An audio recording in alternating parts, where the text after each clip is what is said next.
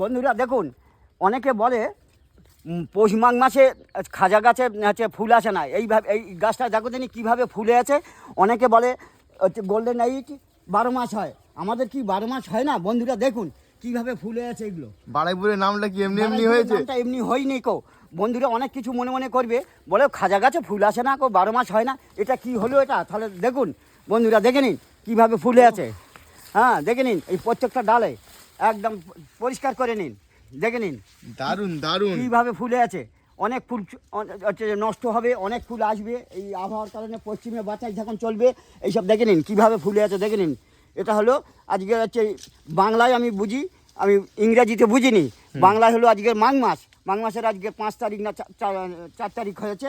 দেখে নিন কীভাবে এই খাজা গাছে ফুলে আছে, দেখে নিন। বাহ। হ্যাঁ, এবং এই গাছগুলোকে যত্ন করতে হয় এবং এদেরকে এইভাবে ট্রিটমেন্ট করতে হবে। আসবে না এই মালগুলো চলে যাবে বৈশাখ মাসে, যাবে যখন হবে তখন নেবো। আমরা চাষি লোক, আমরা তো আমাদের খিদে হচ্ছে শেষ হবে না।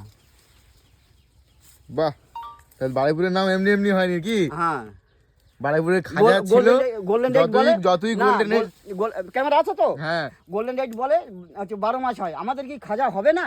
দেখে নিন কীভাবে হচ্ছে। দারুণ দারুণ। এই গাছেতে ফের এই সার চাপাবো, এই ফুলে আছে এই সার ছড়াচ্ছি, এই দেখে নিন এই সার কীভাবে এই শুকনোতেই ছড়াবো। এইসব মায়া করলে হবে? এইসব দেখে নিন,